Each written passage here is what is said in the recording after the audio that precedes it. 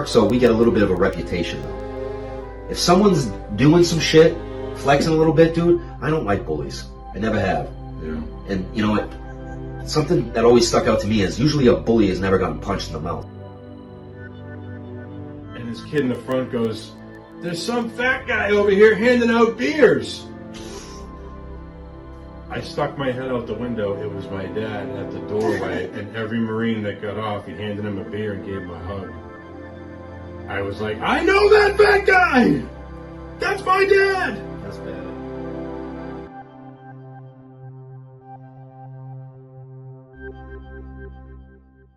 Welcome back, or two for the first time, the Hard to Kill podcast with your hosts Mike and Nick.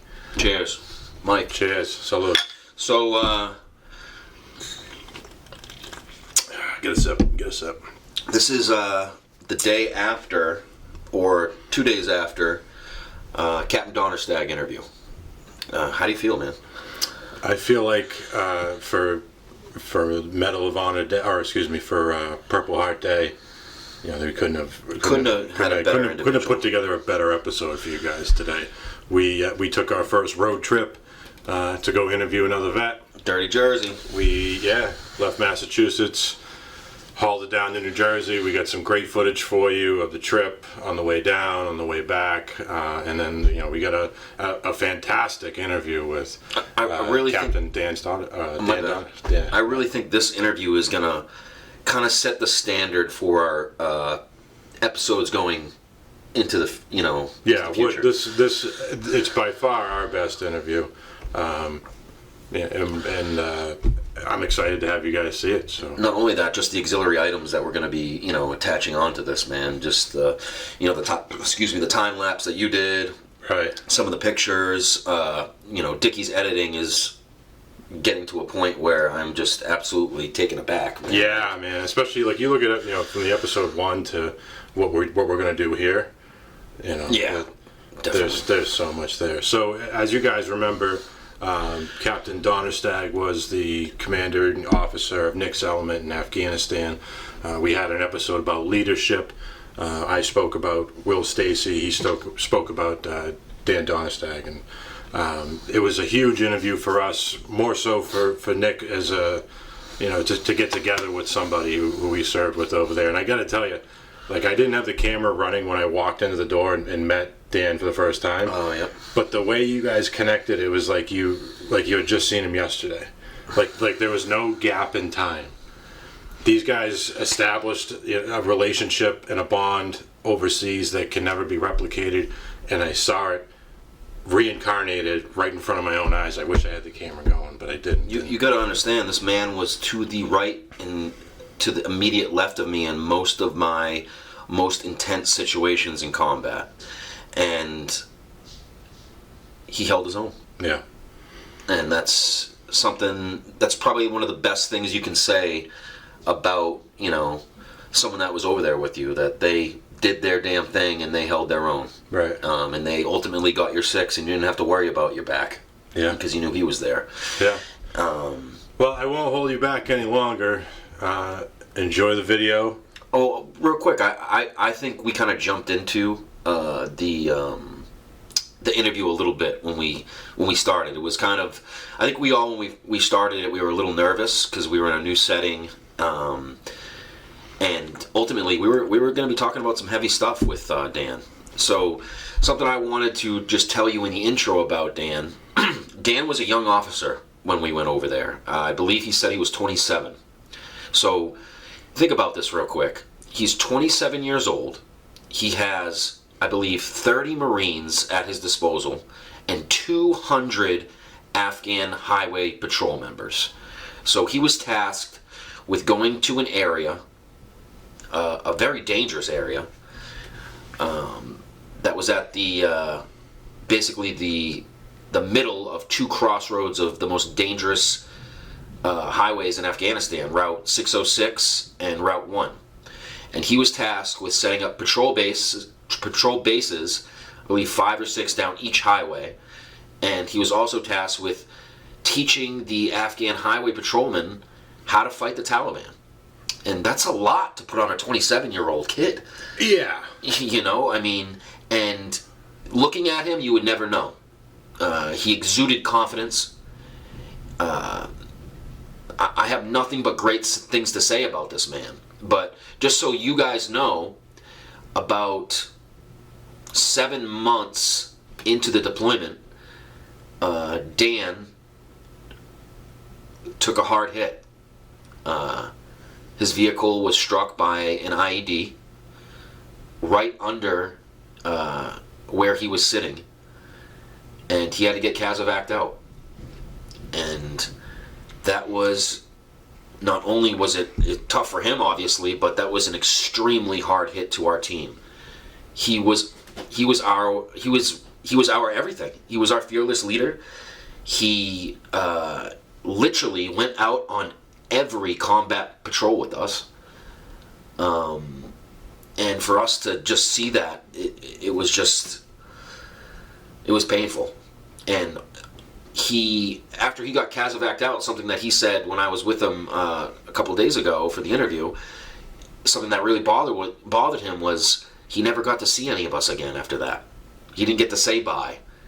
And he's the type of person that takes his mission personally, and it really hit him hard that he couldn't finish the job that he was tasked with. And I know that's crazy to even say, because he got hit with an IED, and you can't ask much more of someone after that. But I can tell it really bothered him, and I hope that you guys see this interview and you really understand, what goes with this. I mean, I think you could pick up on a little of it when me and him were talking. I mean, yeah, we'll discuss all that after the interview. But that's a great intro to let him in. Check it out. Watch the video. Watch the interview. We'll see you at the end.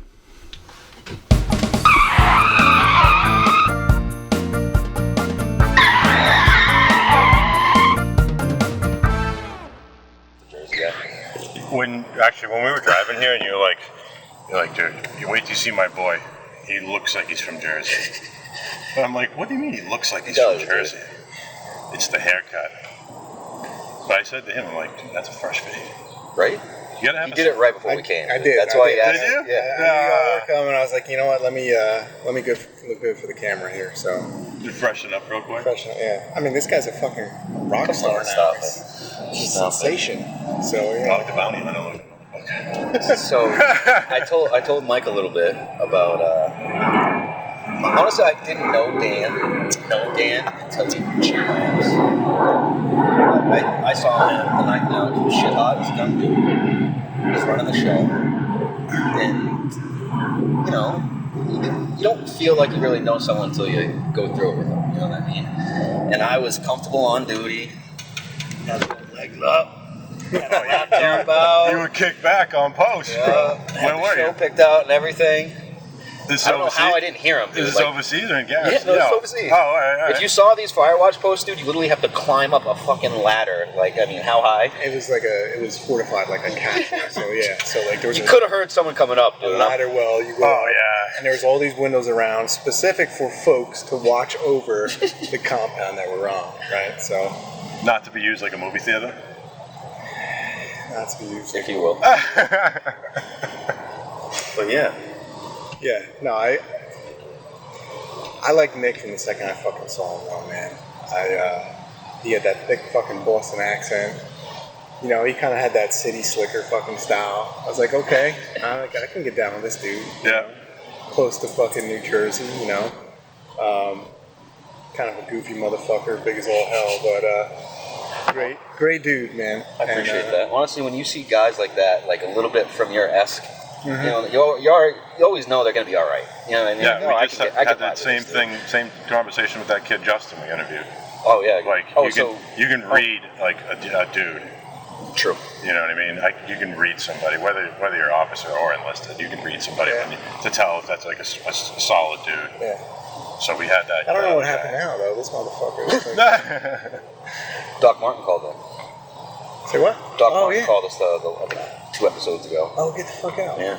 How's he doing, man? I guess he's been doing better, man. He got like attacked by a pit bull or something like that. Like actually attacked from the arm to the shoulder, ripped his shit. He's in the middle of a lawsuit right now, but No way. good luck to him, man. I can't imagine going through that. But if you will, like, when did he exactly come out there with us? What was it, like 2 months out there? Yeah, so we, I don't remember, we had a corpsman that was, calls himself Jet. Oh, God, that was his first name. Called himself Jet. Yeah, great dude. He was The older dude. No, he wasn't that old. He was younger. He was like your age. He was supposed to come on a deployment with us, but the deployment before, he'd gotten blown up himself, and he had some shrapnel in his arm that I guess got loose, and he had that nerve damage. Remember, he couldn't. Yeah. Garner, Doc Garner. Yep. And he couldn't open up his hands. They're like, sorry, you can't deploy. Oh, imagine that. And Doc Garner, every now and again, I'll reach out to him. He's actually a good dude, man. Solid fucking dude. We got lucky with old corpsman. Yeah, we did. So yeah, Martin. So they, right before we're going to be going to Afghanistan, they shook hand Garner from the deployment, and I think he got med boarded out. And so they tried to source us a corpsman, and I don't remember exactly where he came from, but he met us. It was like maybe 1 or 2 weeks into our deployment, I want to say. Yep. Solid dude. Just right? great guy. Doc Sanchez, great fucking Such dude. a good dude. Just a fucking solid individual. Very knowledgeable. Yeah, yep. He's super successful now. Yeah, he is doing his thing, man. Yep. What's he do now? He actually sells something for kids. I think it's like a sippy cup or something He like that. he sells a lot of stuff for Amazon. A hustler, man. And yeah, he's found his niche. And hustler, good dude, super knowledgeable. Him and Raphael should be super cool as well. So I imagine you keep a pretty close relationship with Raph. Yeah, I just texted him today. That's the whole apartment, actually. Just read that actually. Yeah, I was setting up the equipment. I read that. I go ahead and I texted Raphael, so Raphael Cervantes. Yeah. So they Happy Enemy Marksmanship Award Day. So Raphael was the go-to corporal of our deployment. It was pretty much Captain Donnerstag and Corporal Cervantes that ran the show for us. And I believe Raph was your driver. Raph was my You were driver. the convoy commander, and then usually I was your gunner. Yep. I mean, did you know from the beginning that we were gonna? Did you have a mindset of that's what we were gonna be doing, or did that kind of just turn into that? Like what we were doing in Afghanistan. I mean, it was kind of a unique mission. It wasn't your. It was like we talked about this before. Like You're a we real small team, right? Yeah, we were 21 dudes, right? 19 Marines, 2 corpsmen. I believe that's what the makeup was. And so yeah, our specific mission was to train the Afghan police. And so I knew that's what we were doing. We're supposed to be doing going into the country. But like I was telling you before, like I didn't realize that it was going to be, hey, we're standing up a team from scratch, and we gotta get all the gear. Gotta get uniforms for these dudes. Gotta get weapons in some cases. Gotta get up all on logistical side. yeah. It was a mess, and so we were having to source stuff from all over Afghanistan. I remember like we had to call like Leatherneck for some trucks, and then like in parts of Helmand province and other stuff. It took us weeks. I don't know if you remember to stand up for. I knew it was a process. Yeah, it was probably about a month actually before we were capable. Some kind of operational. Right. And then you gotta hope that you're paired up with guys that can do it Yeah. Oh yeah, absolutely. for a small special team like For sure.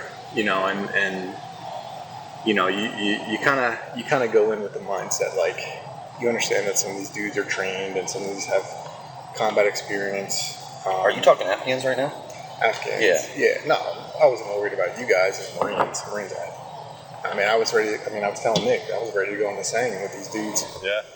I mean, at our time, Sangin was the area. Yeah, so I think it was the 9th Marines? I don't know. Yeah, It was I the think you're 9th right. Marines that was in Sangin. 3-5, 3-4. No, yeah, you're right. It was 5th Marines. Yep. Sorry. Yep. Yeah. 3-5. Yep. You're absolutely right. I believe they actually became combat ineffective when we were over there. Is that the word for it? I think When you they are took right. So many amputees. I mean, They had a bunch of cats. They lost the whole platoon. I can't believe what that was like over there. I mean, from where we were at, we were hearing day in, day out that, you know, pressure plate IEDs were really making a difference in that area. And, I mean, just, I mean, I remember them going over IEDs with us before we deployed, but I really don't think that their training was up to par with what we were going through out there. Because, I mean, how do they even train you to see an IED? What do you... Yeah, there's certainly, you get the schoolhouse portion, we'll say, right? And then we had our pre-deployment training, and we did the ID lanes. I don't know if you remember us doing stuff like that. But, so you get that, right? But it's completely fucking different when it's getting some boots on deck, and you know, in some cases, you're standing on top of these things. And, He's very modest. Don't let him just breeze over. This man could find an IED, and it's really an art. It's not something that's easy. And I'm in the gun. Yeah. I'm in the gun. I'm the first person that sees everything. He would see shit before I came close to seeing it. And I don't know if that was something in you actually, or if it's just some kind of specific training that you honed in on. But you were very good at it, bro. You have to have known that. there was again, you know, ultimately, look, like, I felt like I was absolutely responsible for every single person, right? That's the difference, man. Yeah, and I'm like, when I tell you that I fucking love these dudes, like, I fucking love these dudes. I mean, the relationship that we had established up to that point was like no other that I've ever had. And so,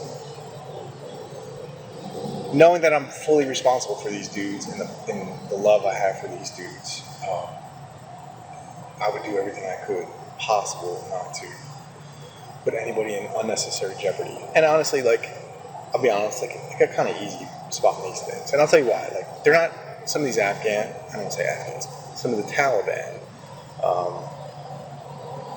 they're not all that smart, right? So when they hide the wires, specifically like command wire, IEDs. Command wire.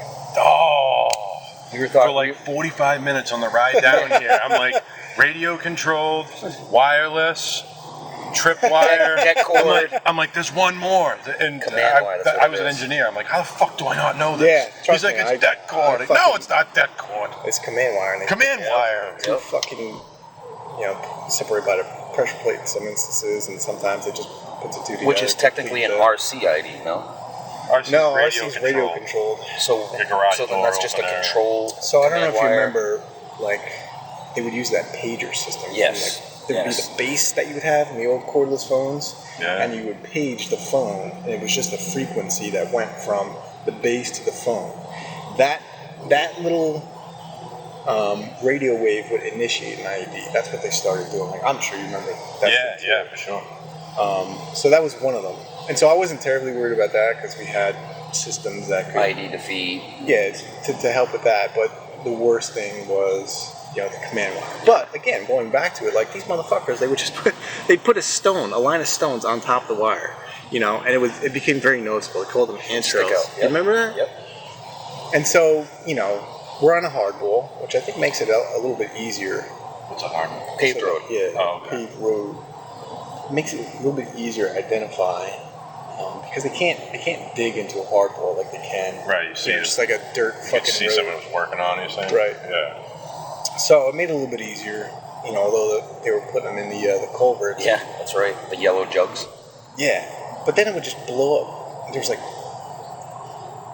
6 or 7 feet of road in between the culvert and the hardball, and so you want to just pushing all that hardball up. I mean, you need a massive amount of explosives. But wouldn't there be like a signal group of stones that would almost be the aiming point for them? Yes. So that was your marking point. So essentially, like, because obviously they don't know where exactly the IED is, so they put a group of stones, which is another indicator for, like, hey, this doesn't look so good. Yeah. Put a group of stones together on top. That's your marker. And then so like, hey, when the first vehicle reaches the marker, then they would either put the two wires together or initiate through the RCA. So it became a little bit easier. Something you got to give to them, to me at least, looking from the outside looking in, is their adaptation to our SOPs, because that's, you know. Yeah, for sure. No, I remember. I don't know. You remember that one fucking IED that we found next to the culvert because they saw that we would check the culverts and they put a pressure plate fucking where IED we would walk around and check the culvert in front of the culvert where we would check it because these motherfuckers would watch us. And then, do you remember the fucking one where they booby trapped the one IED? Yeah. You remember that motherfucker? Oh my god. That's kind of what I'm thinking of when I say that, dude. That honestly, if like there was one point. Could you talk about that real quick? Scared. Just outline that to them. What exactly was it? Oh man. You say booby traps like backblade? Yeah. So or essentially, daisy chained. Not so. Here's what happened, right? They were studying what we were doing on our patrols. Right. We would go into compounds. We try to talk to people, right? Yeah. Because ultimately, that's what it's about. You know, winning over the locals over. Hearts and minds. They start to give us intelligence. We can go ahead and gather intelligence and defeat the enemy through that intelligence. But we used to go into compounds, check them out. We went into the one specific compound, and it was clear as day.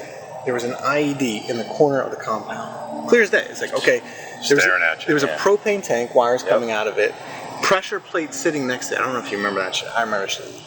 Was this down 606 or 1? 606. Yep. Go figure. Yep. Clear as day. So I'm like, Jesus Christ, what the fuck is this? So, like an asshole, I fucking walked towards it. That whole fucking compound could have been booby trapped. Absolutely. So what it was a pressure release. So that if you pick up, If you move the rock, pick up the propane tank, right, the IED, there was another IED underneath it that when you picked up that propane tank, the IED underneath it would go off. But again, like there's disturbed earth all underneath that propane tank. You see like some weird wires, a little bit of wires exposed. And, I was just like, listen, we're not fucking with this. We got very good, at... Do you remember the number? Because I remember it being like close to 30. I thought it was 30 or 40 that we actually found, sat on, and there was a lot, dude. I mean, literally, we were going on, 2-3 patrols a day? Every patrol, I feel like we did. 606, and the other one's what, Route 1? Route 1, yeah. And one goes east to west, one goes north-south? So essentially, through the northern part of Nimruz province, Helmand province, if I can remember correctly, Route 1 was east-west. Then when it got into, what's the other province north of, I don't remember the other province, but after a certain point. North of Helmand? So it would have been west of Helmand, west of Nimruz. There's another, I can't remember the name of the province. But then it starts turning north, right? And then basically Ring Road is essentially that. It's a ring that goes around Afghanistan on the perimeter. Then you had Route 606 that went, I guess it was like a southwesterly direction to Iran. And so we come to find out that Route 1, Route 606 were incredibly important to the Taliban and the bigger sort of T-Taliban, the dudes that are more interested in funding their operations, because... That's where they're moving product. Yeah, I mean, and there was a couple different times where we, and this wasn't our mission, but we intercepted dudes with like, I don't know, it was ungodly amounts of heroin, right? You might, like, I remember that. That wasn't even our intent. It was ridiculous. It's like, but they came through our AO, acting sketcy. We had ran up on them, and ultimately finding, I'm talking bricks. I saw that picture. It wasn't. I mean, it was fucking raw heroin, and it was like fucking each one was probably like individually packaged. It was probably like 5 or 6 kilos. Yeah. It must have been. The street value of that, dude, Hundreds of millions. big time. Yep. Hundreds of millions of dollars. Big time. And you found it in some ratty old fucking car. In Now third think world about that real country. quick, dude. If we're intercepting that, someone's taking notice of that. Right. You know what I'm saying? That just doesn't go under the radar. We tried to be Right, yeah, tried to be sneaky squirrels about that one. I don't know if you remember that one. I mean, when we got back, We tried to set up an ambush on the side of the road. Yeah. After we found it. Yep. That was fun. Stupid, but whatever. It was fun. wasn't it kind of Didn't work. sketchy though when we got back? No. It didn't work. The Afghans were literally quitting and running off with them. Yeah, we had to count those, and I didn't realize. I guess How could you're you? naive. It's not something we do all Right, the time. you're naive. Yeah. You don't really Yeah, you're not there for a drug understand. bust. You don't really understand how those things work. But we quickly caught on that some of those packages of heroin were going away. So we just very methodically went through and we put a big number on each of them. So very rudimentary way of Tracking, right. tracking. So ultimately, look, it's not our country. You have to give this over to the folks that are supposed to be taking care of it. So we did as best we could to make sure that we got in the right hands, and we brought it up to Iraq. Yeah, I remember that. I'm surprised we. So you turn it over to the A&A then? You turn it over to A&P, the A&P, National sorry. Police, yeah. Yeah. So, because, look, ultimately, like, when we leave, these folks need to be able to do their job. Yeah. Oh, absolutely, So- absolutely. But I wonder if you turn it over to them with those kinds of. It was funny, Already like, a couple dudes came back in, like, the following week with, like, gold watches. I don't even remember. Really? What was the dude we called, like, California boy? Yeah. Right? Yeah, I remember that clearly.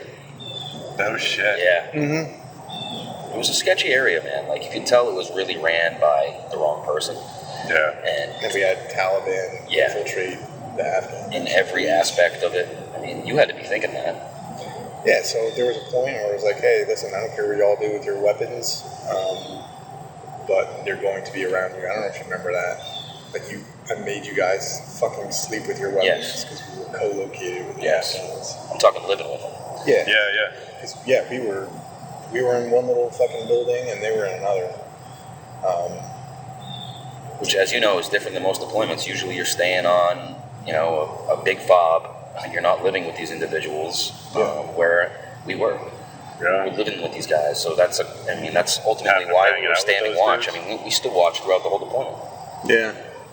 And ultimately, there were Afghans that were on, Afghan police that were on, they were posting security, but, I know some of these dudes, if they weren't standing security, there was like a roving patrol. Yep. I know, like, you guys would check Yep. and make sure that nobody was doing nothing Yep. hanky and, like, no shit, there was actual security of the compound. Yep.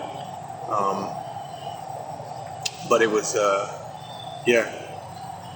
So I think we sped into this a little bit. So Yeah. sorry. To give you kind of like a look at what we were dealing with. So Let's tell the people where we're at first. yeah, That's a big thing. go for Well, if you say it, people aren't going to understand it. Oh, joke, man. We're still on the East Coast. True. Listen, So we've made the trip to Cranford, New Jersey. Cranford, New Jersey. Dirty Jers. As you guys know, in one of the previous episodes, we had an episode based on leadership, and we both spoke about somebody that emulated that leadership and that installed that to me and Nick that you emulate to the day. Mine was Sergeant Will Stacy, who's no longer with us, and Nick's was Captain Donnerstag, who was nice enough to have us come down and sit on the deck and shoot the shit for a little bit. And Capt Donnerstag is a very humble guy. So he doesn't really vocalize a lot of what he did for us. But we were a young squad. We really needed that individual to take charge and set the example for us, and he did that completely. How old were you, Captain? Yeah, it's crazy to think. 27. 27 years old he was out there doing it. And there's how many guys in the charge? 60? So no, well, for Marines, like I said, there's 19 Marines and 2 corpsmen. Yeah. But then we had we had a shit ton of Afghans. 40. Police? Yeah. Oh no, there's like 200. Really? Yeah. Holy shit. Over 200, I remember at least. That makes me a lot more uneasy. Because you remember like on Route 1, going up Route 1 I there? forgot. I wasn't even thinking that. Yeah. We had bodies on all the checkpoints. I mean, we set up. So you must have to train each one. We tried. Yeah, we tried. Yeah. I think we did. Well, yeah, you would. Yeah.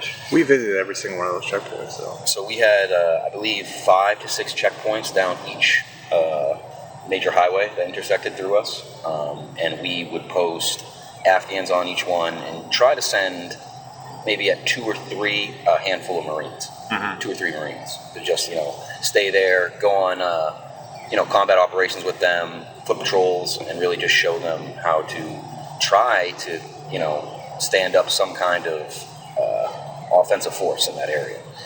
Trying to prepare them for when you leave. Yeah. I assume. Yeah. That's the ultimate goal. Right. Nick is. I appreciate the words, but I'll tell you this. It made, specifically the junior Marines, made my life very easy. It was very, very easy. I didn't have to worry about, very minor stuff. Like, everything was done. Everything was done well, so they made my life super, super easy. Nick included, like, I could just focus on sort of wave tops. These dudes are the ones that are, like, no kidding, training the Afghans on, shit like weapons maintenance, shit like first aid, shit like, just like logistics, some of that stuff. Taught about patrol, taught about doing, how to identify different IEDs and how to go about disposing of them. Because they didn't have any IED, there was no way to defeat their IEDs. Their way of defeating IEDs was to dig it up out of the ground and shoot it until it blew up. Yeah. So, like I could kind of concentrate on some the wave tops, like I said. These guys were the ones actually doing the work. Well, do you know how you took your position personally? You had so many people that were ultimately under you. You felt that you needed to take care of, and then we felt the same way with you, man. We saw you doing your thing, and we knew that we had to play a part to make your job easier, and that's all we were trying to do. Yeah, I mean, it was like we were well over the machine. I really felt that way. Like, I'd been on deployments before, and I did not have the same sort of bond with these Marines. I mean, these Marines were, in my eyes, these were fucking Marines, like, got shit done. There was no fear. It's like, hey, what do you want to do? This is what I want to do? Okay, fucking roger that, let's do it. And we did. Together. We did, and like I said, I said before, I love these dudes. Every single one of these dudes, every single one of them, man. Like, I would have absolutely given my life 3 times over, And, it means a lot for you to say that, and I like to try to speak for all the guys. We felt the same way about you, man. It really, it's a different thing when we talk about this deployment. And I know everyone likes to say that about theirs, but for some reason this was different, and we really, had a bond that was really unbreakable. We knew at any moment, our lives could have been snatched away over there. So we really tried to get everyone's back to the nth degree, and it means a lot that you noticed that as well. I don't mean to be getting all heavy and everything, but like sometimes these things need to be said. Like, no, dude, it does. That's why we started filming this stuff, and that's why we started recording this shit. Because I've had so many of these tough conversations in my basement next to a pool table that we knew we weren't the only ones. You know what I mean? And for guys to do noble shit like the deployments that we had, you're gonna have those effects, and I'm honored that we could drive down here to talk to you. I know how big of a role you played in Nick's career, and I think that's not something that you learn in one life experience and then it goes away. The leadership quality, the drive, that's something huge that stays with you forever. I broke his balls about coming down. The dude had it laid out. He had made contact with you. Yeah. It was. I'm happy we came. I'm happy that we were able to do this. Yeah, these guys drove 4 hours to come see me. If that doesn't speak volumes, I don't know what does. Yeah. But again, like, that's the kind of, like, I feel like that's the brotherhood you can't emulate somewhere else. Exactly. Like, I'm a police officer now, and hey, listen, it's a good job and everything, but the sort of bond that I have with my fellow officers, it does not compare. It just doesn't compare. Yeah. There's nothing that I think I'll ever have in my life that I'll have a bond similar to the bond I had with these gentlemen. It's a lot, man. No, I mean, it's true. You know, and that was part of my problem going into the police force. You know, I really thought that, you know, it's a paramilitary organization. I'm not putting down the police, you know. No, by no. nature of the job that we do. I was going to ask you as that because Marines. how does it transfer? You know, there obviously isn't the same camaraderie. It's not, you know, but Not again, against those guys. no, it's not. It's not. And I'm not taking any away from, you know, law enforcement, brotherhood, and stuff like that. You know, but and I love my job, and it's a great career, and I'm in a great town. However, again, by nature of the job, just the job that we were doing, you know, that alone makes it a little different. And then, like, I think we were unique because, like, Of course we would fuck around and do dumb shit. Like, we would play jokes on one another. They were playing jokes on me. We went to one. Was it Leatherneck? Not Leatherneck. I think it was Leatherneck. These guys, I'm in the Porta-John, and these guys think it's gonna be funny to pull the Porta-John open. No. Yeah, as I'm going, pissed. Bro, I This is like in front of a lot of people. Yeah, so here I am, like, taking care of business. P.S., like, you know, we don't have the same sort of facilities. Like, we're shitting in bags, right? Like, when you go to a Porta-John, it's like, whoa! It's like, this is a step It's a up. throne. Man. So I think I'm good. You know, I'm doing my business in the Porta-John. These assholes, they come over and they fucking swing the Porta-John door open. Yeah, and I was like, you know, that was like, they think that I was angry, but I was actually laughing. So, but you know, the dudes that were behind the big jokes, you know, we got them back. So That's cool. You could have that kind of mentality. Yeah, that's right. It's rare. Rank, You don't have that in every, you know, usually in situations like that. It's very serious, very cut and dry. You can't do stuff like that, but we had that kind of relationship. But when business came, you know, when push came to shove, and we needed to fucking get some work done, like, we worked, and we worked hard, man. Like, I kind of felt bad for these guys. I was working them to the bone, you know. Like, we were. Some of these guys weren't sleeping all that well. Yeah. But that's what it took. That's part of the operation. Yeah. But I would feel more uneasy if we didn't do that, if we didn't have that kind of vigilance over there, because we knew that, you know, we really crossed our T's and dotted our I's. Right. And that's what it took over there. Yeah. There's no way you couldn't have the feeling over there that your hair just sticking up on the back of your neck, a little bit, just like you said, we've been watched. I mean, that's something you could tell over there. We weren't alone. And I mean, I'm sure in your position, especially, you had to see that. I mean, I can't imagine being in your position and even sleeping at night, bro. Like, having everyone under you like that, having, you know, It's heavy. Afghan guys living with us. It's a lot of weight, man. again, I had good words. It was,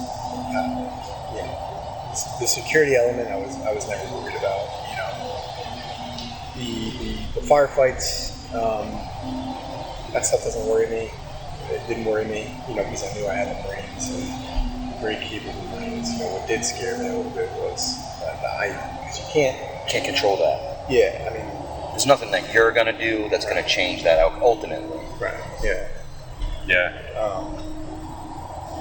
I developed the mindset as a sweeper after a while that I'd never know if I hit it. You know, if I hit one, if I missed one with the detector and I stepped on it, I'd never know. I'd be gone so fast, and it alters your mindset. Because you're accepting. You're accepting that nobody's perfect. You know, and at that point we had lost a few guys that had missed them, and it was like there wasn't anything you could do. You know, you can do your best to try and identify shit, like you were saying. But you know, if you miss something, you never know. Yeah. You wouldn't have. Yeah, I see what you're saying. You know what I'm saying, And dude? think about the selflessness of that, something like that, and that mindset, the selflessness mindset that you have to have. You know? Yeah. And so kudos to you, man. Like I think about these engineers all the time. Like, you know, Joey Jones. You know Joey Jones? Joey Jones is the fella from Fox News. He's a Fox News contributor. He did your job. Oh, really? And he lost both of his legs. Yeah. Yeah. So, and now he's a Fox News contributor. Yeah, that's huge. He's unbelievable individual. He actually, I actually met him when I was in Bethesda, and just one of the nicest dudes you can meet. And you know, yeah, he talks about it too. Like, there's a selflessness that absolutely goes into that. And ultimately, like when you think about this, I mean, you're not doing really much justice, but you're the guy that's in the front because everybody's in the line behind you, right? Yeah. So if something's gonna happen, it's Ultimately it's gonna be happen to you. Yeah. I'm the two-legged mine roller. Did you see those over there, the mine rollers? Did you think those were effective? I have no idea. We never rode in trucks really, unless we were going from one province to another. We operated on the ground. Because they were a pain in the ass to drive. But dude, I used to see people pull into the fobs with them, and they'd set up the ECP to where it was like a big S curve and all this. And it's you know what it reminded me of is driving with a plow on. Same thing. Like from us up here, driving with it like a 9-foot plow on, you got to swing it way harder. Yeah. And these guys at the mine roll, I saw so many dudes that smoked the HESCO barrier. They'd bury the fucking mine roll in the front of it. They cut the corner too sharp or too close. Yeah, we're losing all types of wheels. Oh, They yeah. were effective, but you know, like you lose a couple wheels, and what could it do? Yeah, but you still drive it. You We still drive drive it. it. Yeah. It's toasty out in Jersey today, huh? Yeah, man. This is Jersey summers. How far are we from the Okinawa, shore? Japan. No. True. Not far. Not No. far at all. No. Less than an hour? Yeah. So we were in Donnerstag yesterday. My sweet girlfriend here, she set up a little picnic for us. Oh, nice. Yeah, she got sushi for us. It was lovely. Wow. We were right on the Jersey Shore. It was You get them cheesy. wow. So, I love the sushi, man. yeah, so she I'm a sucker for set up the sushi. sushi on the Jersey Shore. It was beautiful. Beautiful night. So actually on the shore, it's a little bit cooler, so it was lovely. So it was like 35, 40 minutes. That's like us to a to nice the beach. beach. Yeah, same thing, right? From my house. That's nice being. It's like 40 minutes. That's yeah. nice being so close to it because it's awesome down Yeah, there. and New York City's right over here, so it's like Do you go into the city often? not terribly often. I mean, what is it, like half hour? Yeah, as the crow flies, I think it's like 10 or 11 miles, but you know, obviously bad. with the traffic though, it's like New Jersey traffic's something different, bro.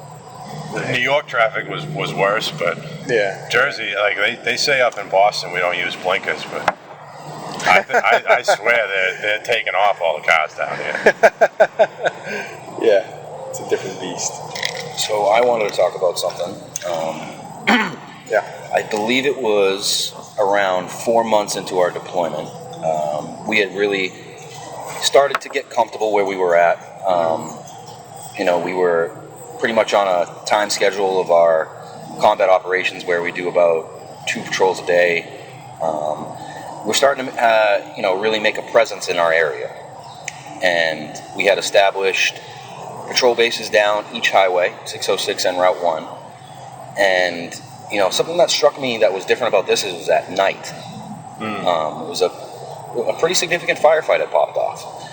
And I remember being in bed, and I remember shit just going haywire. And we started hearing, I believe it was mortars dropping. And then the radio started going off. And Where are you at this point? we're at our patrol base. Yeah, Okay. we're Delaware. not- Yeah. Little PB, yeah. And we always kept our trucks lined up in, convoy order for QRF, Right. QRF is Quick Reaction Force. got it. And so if anything pops off, the guns are ready, the trucks are ready, we can just jump in, shout out our Vic pack count, and blast Roll. out. Yeah. Usually QRF was, I believe, 3 to 4 vehicles and a couple Afghans. Yeah, so Now, don't leave me on a soapbox here. I mean, do you remember this night? Was this? oh yeah. I mean, I remember well. So I remember it being late at night. I think it was like 2-3 o'clock. I know it was past midnight, and I believe it was down Route 1. It was down Route 1. One. Yep. We've gone west on one. Yep. We went out for, I think, a couple clicks. I think we went by 2 or 3 patrol bases, and one of the patrol bases, I think the 4th one down, was getting ambushed. And now that we're talking about it, I can remember driving down the highway, flying down the highway, me being in the gun, Yes. first truck, and I remember it being lit up. You could see the tracer rounds. You could see them popping off, hooking in or jabbing. So you could see what you're driving into. Yeah. So all of us knew that this was it. Radios were going off. That's one thing that you have to really establish over there is good comm between the vehicles. Because if you don't have comm, if you don't have, I mean, that's your bread and butter. You have to know where everyone's at.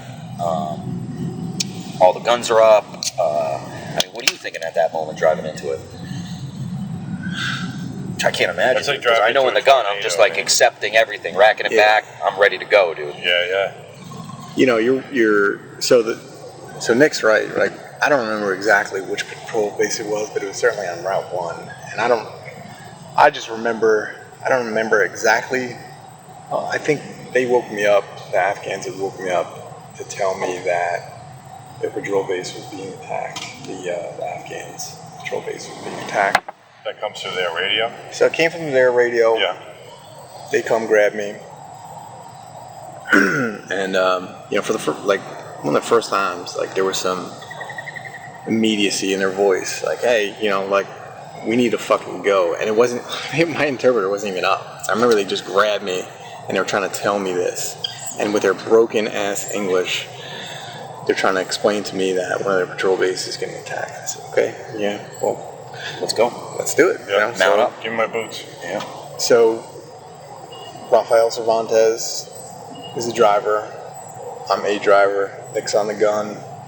I have my interpreter behind me. And then Lineweber was with us. Lineweber's in the rear. So we had a dismount and an interpreter with us. Yeah. Right. So, and I had to keep Stones was an amazing interpreter. That's a whole. Shout him out real quick. Shafiullah Hakimi. This man is. If there's anyone Afghan that I trusted, it was this individual. So when it comes to interpreters, you got to really count on what they're interpreting to you. You got to know that they're translating what you're saying verbatim, and they're giving you back knowledgeable information of what. Because a lot of interpreters, they take liberties, right, and they change a lot of things. That's a good way of putting it, Nick. Speak on that a little bit. Speak on that a little bit. Well, is that the dude who gets his mail here? Yeah. Okay. All right. Yeah. So there's an extreme connection here. Yeah, that's cool. Yeah. So Nick talks about liberties. Like, first of all, these are Afghan contractors. These are not U.S. contractors that have been hired here. So the English, all the English that they've pretty much learned is from Afghanistan. And I'm not discrediting that, right?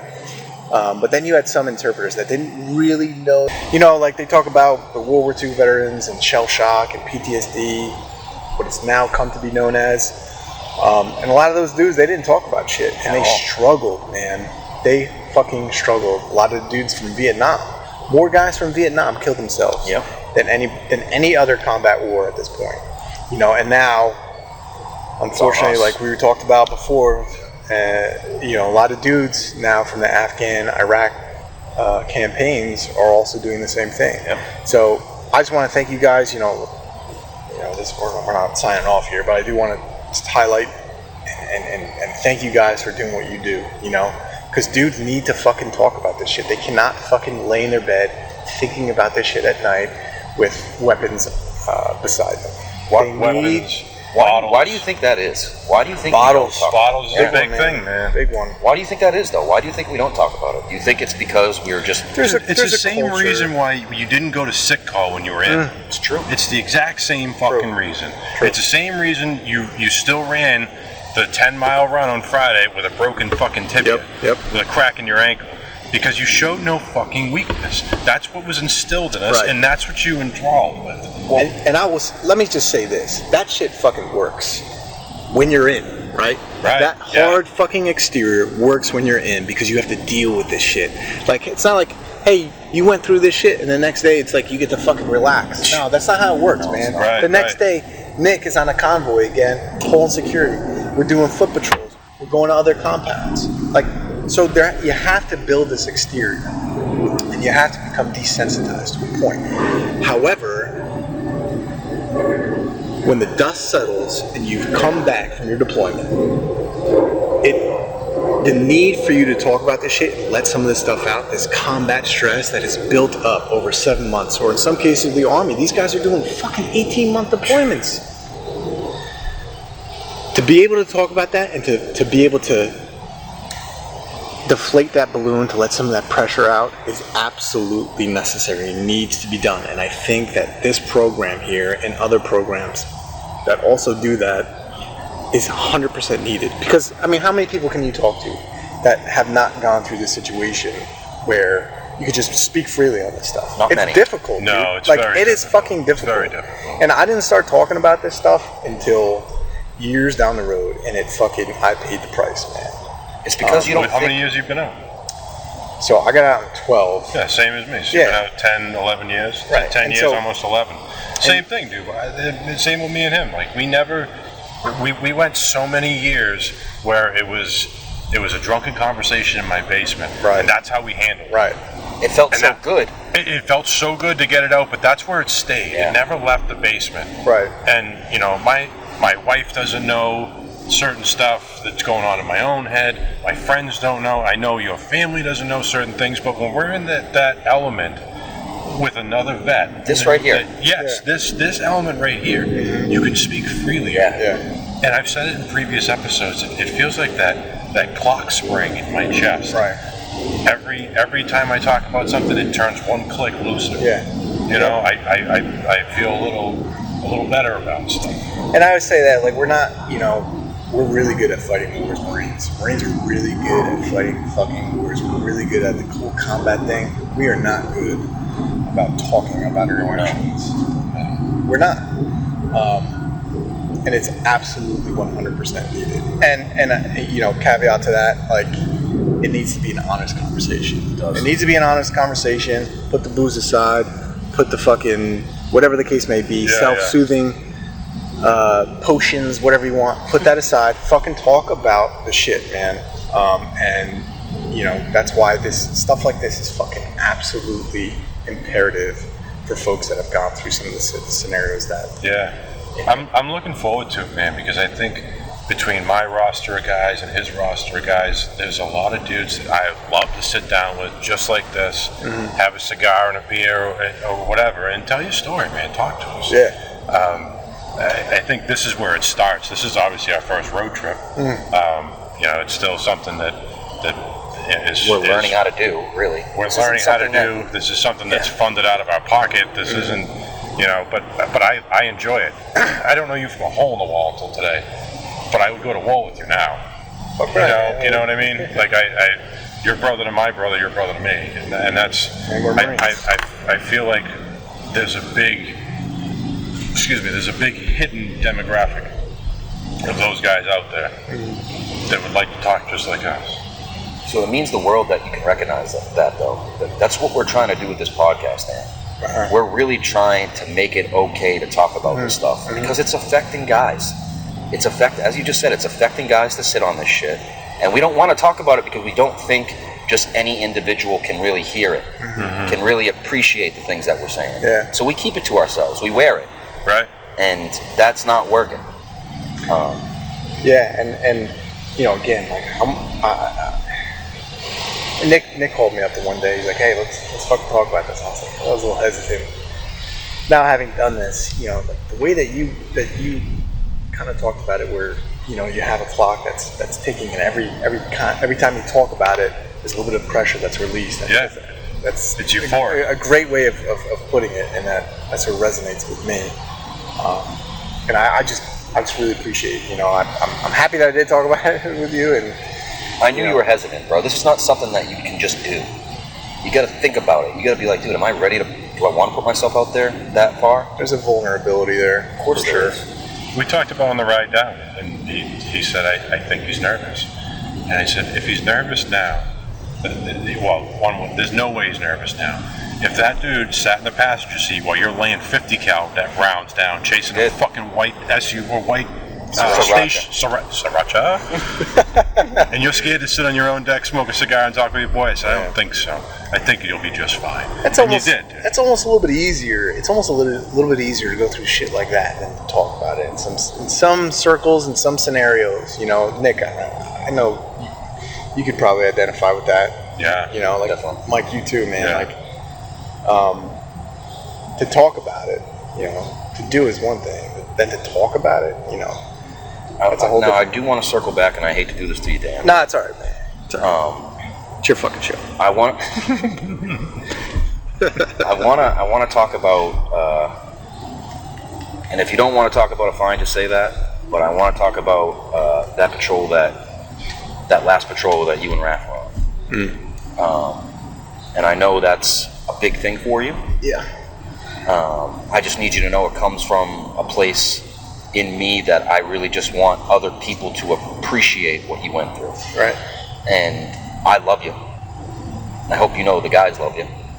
And I hope you know that when that happened, it almost put a void out there. Like, you were our leader, bro. You set the precedent over there. We followed you anywhere you went. And when that happened, so I gotta explain a little bit to the viewers. So Captain Donnerstag, we went on a patrol, and when we were coming back, we always followed the tracks that we go out on. We were backlayed. The Taliban backlayed an IED and hit Captain Donnerstag's Vic-1. And the IED was unfortunately right under Captain Donnerstag. And this man still walks today. This man is a warrior, and he needs to be viewed as such. And I will take nothing less than anyone viewing this to see him as that man. We got hit pretty bad. And for all of us as part of the team to see that, it took a big toll on us mentally, because this was our guy. This was the guy that led us in combat and that we followed fearlessly. So it became a pretty significant scenario for us. Both Corporal Cervantes and Captain Donnerstag had to be lifted out of the situation. And I'm sure that this has been a moment of your life that has been a part of so much stress for you, I can't imagine. What were you feeling? What do you remember? What can you talk about, bro? Yeah, so... Were you on Route 1? No, we were off. We were off 606. So, funny as it were, we'd gotten some intel that there was an IED lab. They were making IEDs, manufacturing IEDs in this one specific area. So we'd gone out to go see what we could. We were kind of just poking around, see what we could find out. Talked to a couple people in the area. Got some decent intel. Yeah. And then we were going to go back on another day to one specific compound that I was pointing to. However, it was getting late. We'd already been out for a few hours. I mean, we were way off the beaten path. And so I was like, all right, we're just going to wrap this up. Got what we got for now. We're going to go back. It was late. These fucking dudes had been out, again, for hours at a time. Yeah, it got dark quick. Yeah. I remember. So, I was talking to Raphael. Raphael was like, hey, which way do you want me to go? I was like, Raphael, I don't give a fuck which way you go, just as long as we're not going back the same way we came. So we did. We started taking some separate way that we came in. Raphael he was excellent. And we were going, he's a fire and forget type guy, you know. What I mean by that is, like, you give him something to do and he's going to do it, a lot like Nick over here. So I told him, it's like, hey, just take a separate route back. I don't care which way you go, just separate route back. So we're on our way back, and the shitty part to this story is that on the way out there, we lost one of the wheels on our mine roller. And the mine roller is designed to hit any pressure plates, and it's designed to go off the underside of the mine roller as opposed to underneath the vehicle. And so we lost one of the wheels, so we had like 2 wheels missing now, I think I remember. Yeah. I'm not sure if I remember that correctly. But, so, it just so happens that fucking area where we were missing those wheels on the mine roller, I guess that's where the pressure plate was. Missed it with the mine roller, and then the front passenger side wheel, I guess, made contact with the pressure plate. The pressure plate had gone off, and it was running under the vehicle. you know, its intended use was that's what happened. Right on target. Yeah. Yep. So, and I remember, you know, you'd think we'd hit this. We had some near misses with IEDs before, but you know, you heard that motherfucker. Yeah. But I didn't hear this. I did not hear this. The next thing I know, you know, as we're on this dirt path, that there's all this dirt that's up in the air. You can't see anything. What the fuck happened? You know, I remember thinking, like, what kind of bump did we hit? We hit something. I was like, what the fuck did we just roll over? And then, you know, the second after I had that thought, I had this overwhelming pain in my back. And then I looked down, and my foot is completely backwards. And then I realized what happened. I realized that we hit an IED, and fucking my gunner's passed out. I thought he was dead. Raphael's getting some. He's fucking trying to get out of the vehicle. I remember that. To get some. And I'm like, Raph, you okay, man? Like, what the fuck's going on? You okay? You okay? Like, just trying to figure out what's going on and make sense of things. He's like, yeah, I'm good. I thought he was good, and he's trying to get out of the vehicle. Come to find out, I think I remember his rifle was broken in half, and he's trying to get out of the vehicle to provide cover, because I think, if I can remember correctly, the doors blew open on the vehicle. Yeah. And so a lot of times what they'll do is they have these complex ambushes where IED goes off and then they start shooting. Right. Thank God that didn't happen, otherwise we wouldn't be here right now.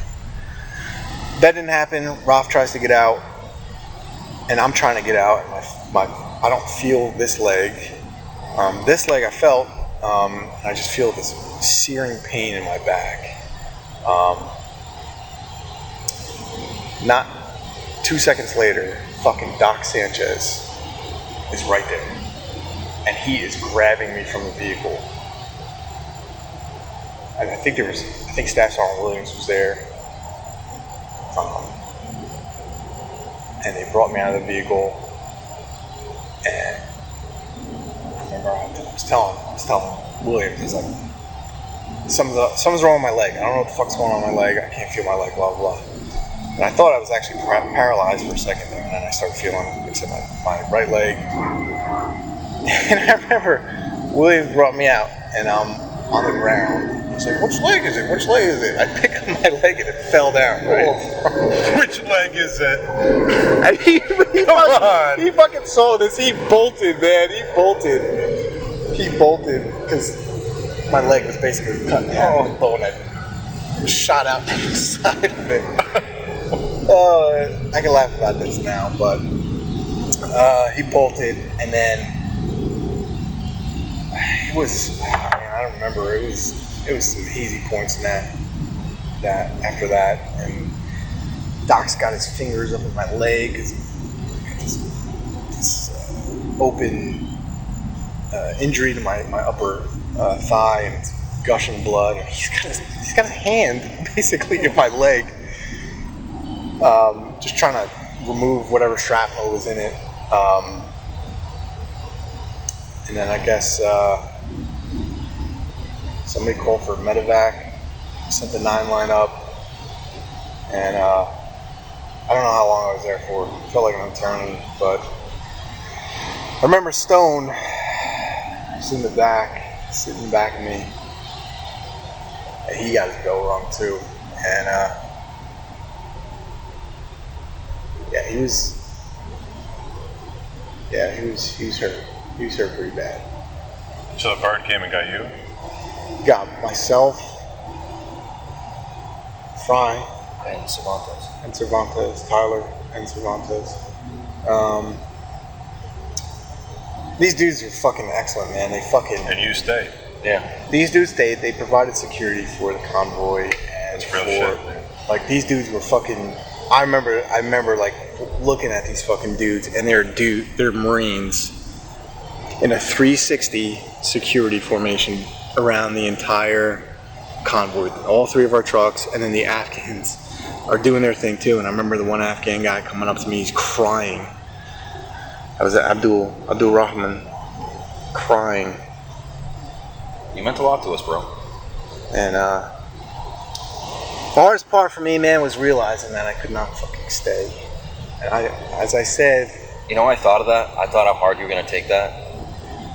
It's funny you say that because that's something he said to me too. He said that the injury to Dan wasn't. He wasn't even thinking of that. It wasn't the injury that put was him that he out. It was couldn't the fact complete that he his mission. couldn't be there with those dudes. yeah, And that's real shit, man. these were family, you know, like Right. at that point we were, I mean, as Big close time. to, I've never had a brother before, but I was as close to a brother that I could ever have. And knowing that I now had to leave, you know, that was tough. It was a hard hit. You know, and I didn't even get to say goodbye to some of these dudes. Like Yeah. I don't remember if I don't even remember if I saw you, dude. No, you didn't. You know, I know that these guys that had that security posture all stood up and they were not fucking moving. Trying to put themselves back together. Yeah, so that was probably the toughest part, you know, for sure. You know, leaving my brothers behind.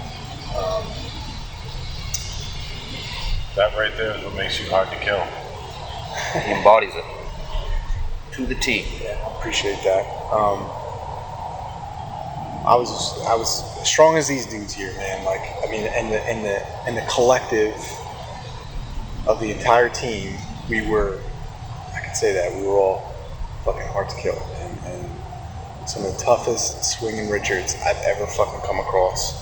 No fucking joke. Like, dudes running towards gunfire on multiple occasions. You know, I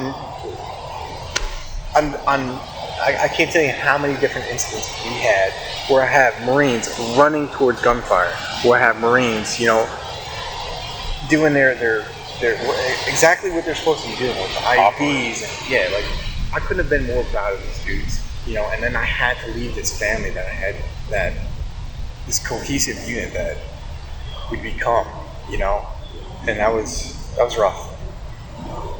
That was rough. That's got to be hard to walk away. Or not to walk away, but to know these guys are they're still fighting. For you, it's getting the next truck and load the next 50. Yeah, I mean, and without a beat, I know that these guys fucking picked up, and fucking the next day they were out, you know, doing shit, you know. So, you know, but they were my boys out there, you know what I mean? And I can remember calling a few times from the hospital. Yep. I remember that I was this drugged up sort of stupor, I guess you could say. State. Yeah, state. I can't imagine all the State shit of that was mind. running through your head, though, dude.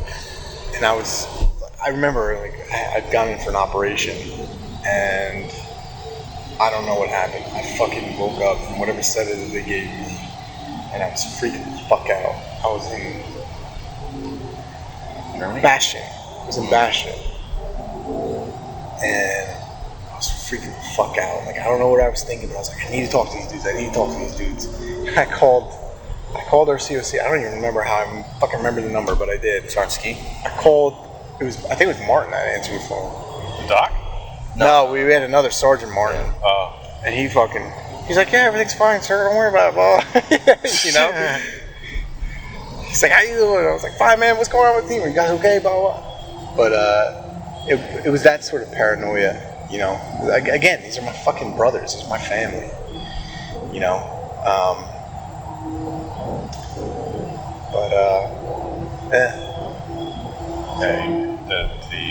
So you went to Sebastian for treatment. Where did they send you out to live? Bastion, from Bastion. Not Sebastian. Bastion. Yeah. Bastion to Bastion to. Did you go to Germany? I was in Ramstein. Yeah. Or no, was it Ramstein or? But Germany's the next It stop. was Germany. It was. And then they send you back to the States. Landstuhl. It was Landstuhl, Germany. Me and Cervantes were bunkmates in Germany. Raphael, they were shooting. Like Forrest Gump and Lieutenant Dan? I Ice cream.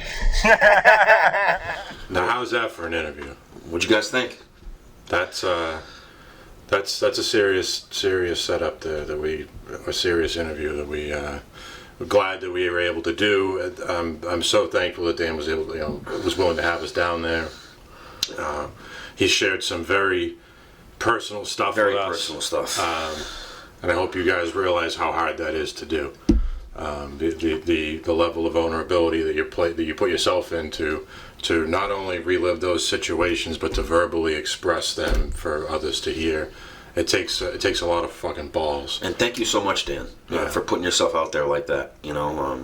Frankly, I'm surprised that he talked about some of that stuff, man. That's not things that I've ever talked with him about since it happened.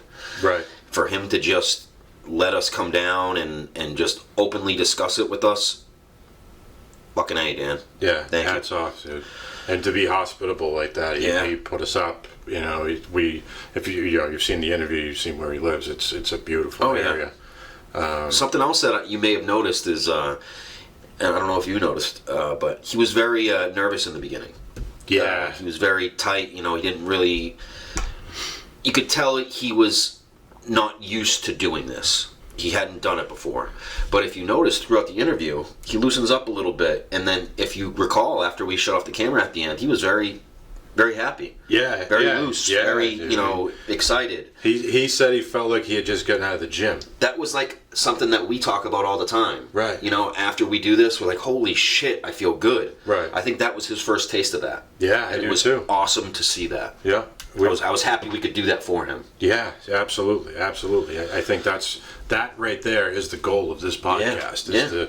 Is to find those guys, and if I can take, it doesn't have to be a shovelful, but if I could take a spoonful of weight off of your shoulders every time we talk, then I'm winning. Yeah, we're doing the right thing. Yeah, no pills needed. Yeah, no nonsense. No nothing needed.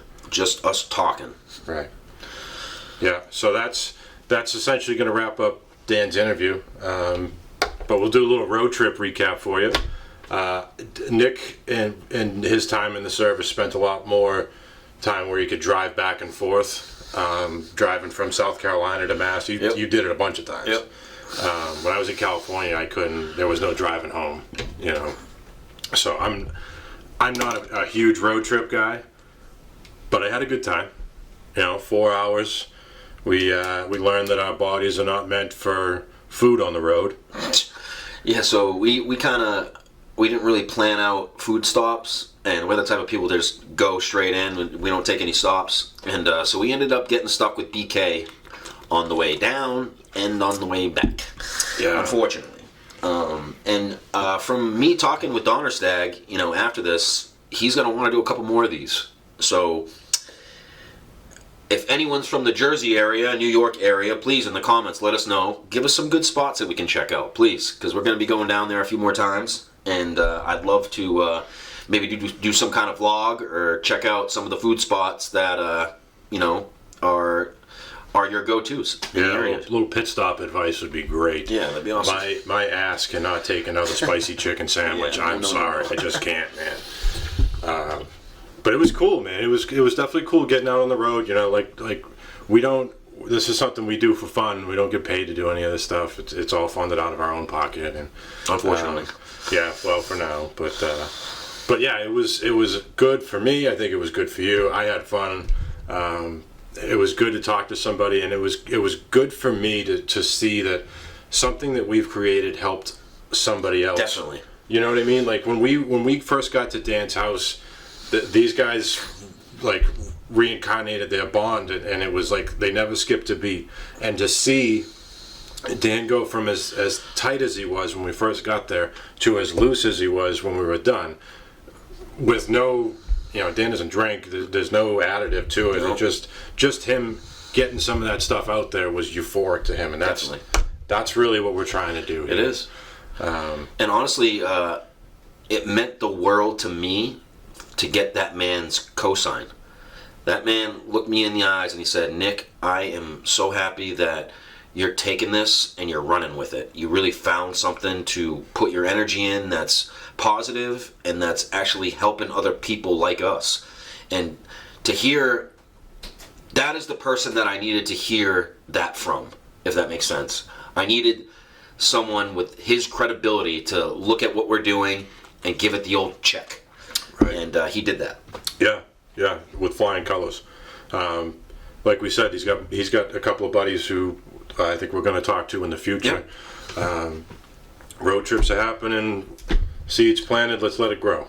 Yeah, this is taking off, guys. Please let us know in the comments what you thought, what you want more of, and where you guys see this going. Give us your input. Yeah, and if you're local to the New England area, or even like New York, Connecticut, we can travel. We're willing to travel a little bit, but send us an email at the hard to kill pod p0d at gmail.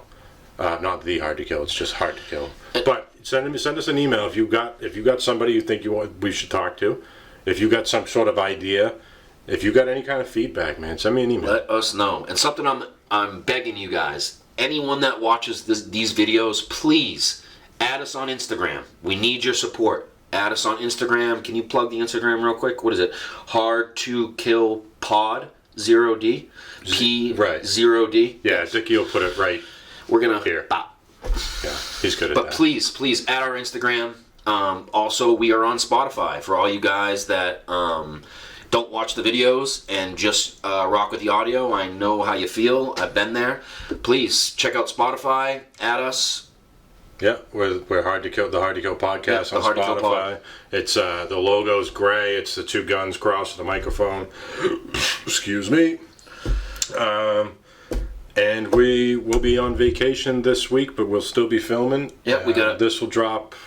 This is probably going to drop on a Thursday. Yeah, everything's going to be dropping on Thursday from now on. But we have no more gaps. You're going to have an episode every Thursday for the foreseeable future. Yeah. So stay tuned. Stay frosty. Share this to your buddies. Share it to your friends. Share it around. The more you can share this page, the quicker it'll grow. The more intense and quality content we can provide, like we just did. So, definitely. Thank you again, and we'll see you on the next one. Hard to Kill. Peace.